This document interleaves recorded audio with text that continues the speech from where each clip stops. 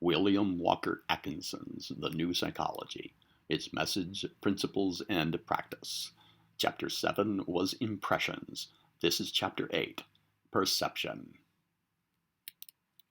In our chapter on impressions, we have seen that it is always the ego who perceives the impression registered by the nerves of the organs of sense. The organs receive, the nerves transmit, the brain registers, but it is always the ego who perceives. But, be this remembered, the ego does not always perceive the messages from the outside world with equal degrees of clearness. Sometimes it does not receive them at all. Perception is a matter of volition with the ego, a matter dependent upon the will. The ego may will to give its attention to a message from the senses, or it may refuse to do so. It may will to give the strongest degree of attention, or it may decide to give but scant attention to the message.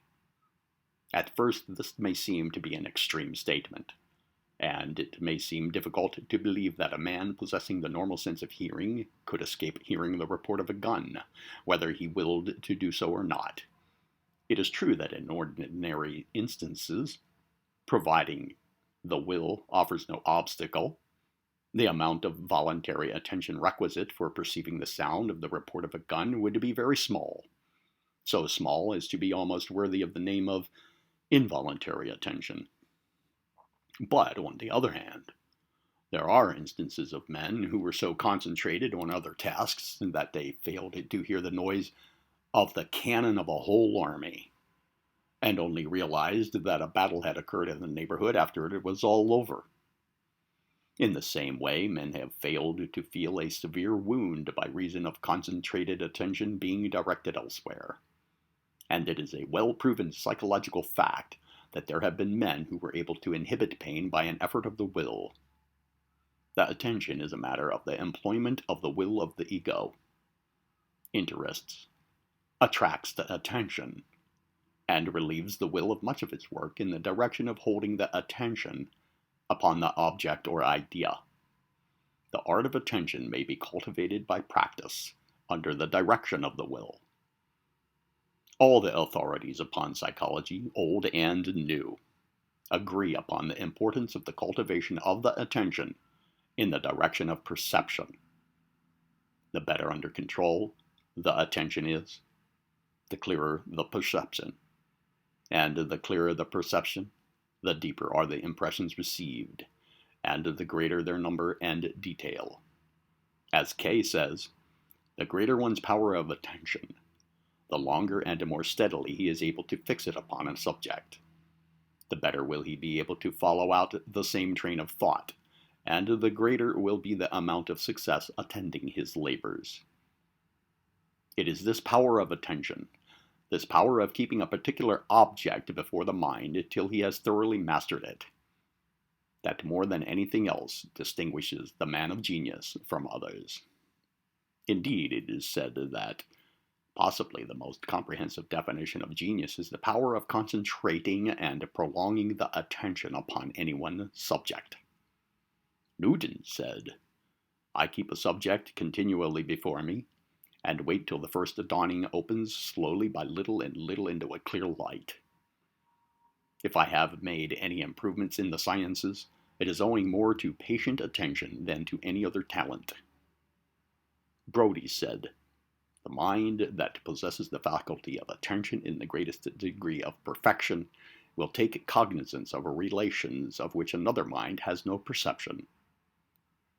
And glancing at the opposite side of the question, we see that in imbeciles, idiots, and others of impaired mentality, the faculty of attention is very deficient. As Esquirol says, imbeciles and idiots are destitute of the faculty of attention. And a medical authority says that the growing deficiency of attention points to a coming imbecility, and especially to an impending attack of softening of the brain.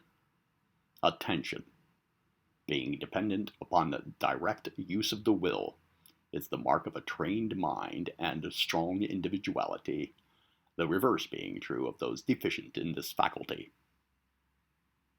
There are records of individuals who have developed their attention to a degree almost incredible. and all by practice. Houdin, the celebrated conjurer of France, developed his almost miraculous degree of attention by practicing before the shop windows, taking a long glance, and then trying to recall what he had seen. At first, he was able to recall only a few things, because he had perceived only a few things. But as he practiced steadily, he improved so that he could recall quite a number of articles. He persevered and practiced until finally he was able to perceive and recall the majority of the contents of an average shop window after taking a single glance at it.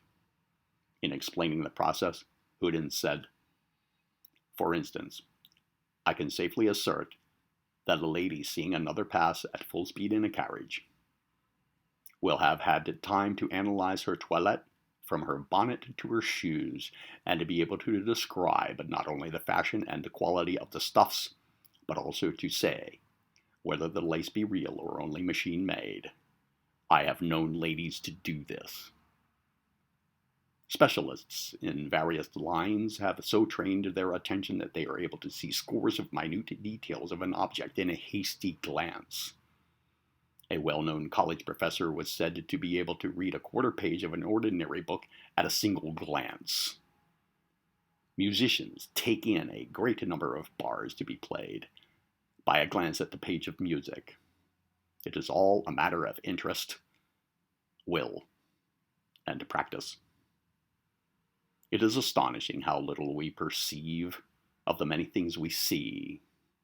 Halleck gives an interesting account of this, saying, "A body may be imaged on the retina without ensuring perception. There must be an effort to concentrate the attention upon the many things which the world presents to our senses."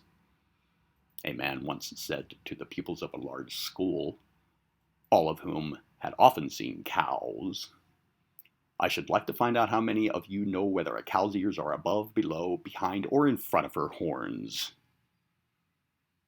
I want only those pupils to raise their hands who are sure about the position, and who will promise to give $1 to charity if they answer wrong." Only 2 hands were raised. Their owners had drawn cows, and in order to do that, had been forced to concentrate their attention upon the animals. 15 pupils were sure that they had seen cats climb trees and descend them. There was unanimity of opinion that the cat went up head first, and when asked whether the cats came down head or tail first, the majority were sure that the cats descended, as they were never known to do. Anyone who had ever noticed the shape of the claws of any beast of prey could have answered that question without seeing an actual descent. In view of the fact that the subconscious mentality is filled with the impressions received by reason of the direction of the attention, it becomes important that we learn to manage that faculty of the mind so that we may employ it to our well-being and advancement. An intelligent use of the attention consists in the voluntary direction and concentration of the faculty upon objects or ideas which one's clear and cool judgment may decide to be conducive to his development, progress, and well-being. This applies not only to the employment of the attention toward outside objects, but also in the matter of inward contemplation, retrospection, and meditation. Not only may we develop the positive and desirable qualities of the mind by directing our attention upon the appropriate and proper things of the outside world, but we may also deepen the effect of the positive ideas by turning the attention upon them often, thus deepening the original impression and increasing the dynamic force of the ideas. Excuse me. And as we may develop the positive qualities in this way, so may we neutralize the effect of negative things and thoughts by refusing to allow the attention to dwell upon them. Attention is divided by psychologists into 2 general classes, involuntary and voluntary. Involuntary attention is that form of attention which is directed to any passing object with little or no exercise of the will, while voluntary attention is that form of attention in which there is an active employment of the will in directing the attention, and then holding it fixed upon objects approved of by the judgment of the individual. Voluntary attention is one of the marks of the trained mind, and the control of the involuntary attention is its usual accompaniment. The untrained mind manifests little or no voluntary attention, and finds it difficult to concentrate upon a task. But in such cases, the involuntary attention is active, and the attention is attracted by every trifling occurrence. Persons lacking in voluntary attention find it difficult to master any subject or to study any object or question. They are constantly being sidetracked by every foolish object that presents itself. Such people are at the mercy of every passing object or thought. The young child has but little or no voluntary attention, but its involuntary attention is strongly in evidence. It is attracted by every moving trifle for the moment, and yet finds it difficult to fasten its attention upon the printed page of the lesson. It is only by systematic training that it is able to acquire the study habit, and often even then only to a limited degree. The men and women in every walk of life who have accomplished things have possessed strong powers of voluntary attention. There are 3 general laws governing the voluntary employment of the attention. They are as follows. Number 1, attention follows interest, and interest follows attention. Interest in an object makes it easier to fasten the attention upon it. Lack of interest renders the task doubly difficult. But by using the attention to examine the details and little points of an object, we often succeed in building up and creating a new interest. An understanding of this paradox makes one the master of the handling of uninteresting objects by the mind. First examine the object until you create an interest, then the interest will make renewed attention pleasant, and thus will new interest be created, and so on, like an endless chain.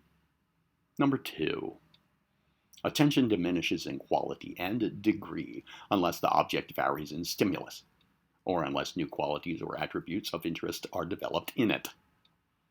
That is to say, unless the object possesses changing features, or unless we are able to discover some new points of interest in it, the attention tires, weakens, and wavers. Therefore, it is important that the attention be relieved by viewing objects from new standpoints, and that new interest to be added in any possible way. Change of attention means rest for the attention. Avoid getting into ruts in employing the attention. Constant variation, combination, and change of viewpoints are great aids. Number 3, unrelieved attention diminishes in constancy. Therefore, relieve the faculty by shutting it off from the particular object that has tired it, and by giving it other things to consider, something entirely different. Or else allow it to manifest on the involuntary plane and play on things of trifling importance for the sake of the rest. Constantly holding the attention upon one set of ideas or objects tends to tire it and impair its efficiency. Minds, as well as bodies, require games, play, recreation, and relaxation. Learn not only to direct and hold attention upon any object or idea, but also to detach it and hold it from the one idea or one thing that has overworked it. Give your attention a vacation trip or a half holiday, and it will return to work refreshed and with renewed vigor. Have outside sidelines of interest in which to plunge the attention and thus relieve it from its work on the main idea. Concentrated attention, used intelligently, works miracles of accomplishment and produces giants of mentality. But used without rule or mastery, it produces abnormal results and evolves cranks, fanatics, and monomaniacs. Use the mind, but do not let it use you. In this, as in everything else, be the master, and not the slave. Chapter 9 will be mental paths.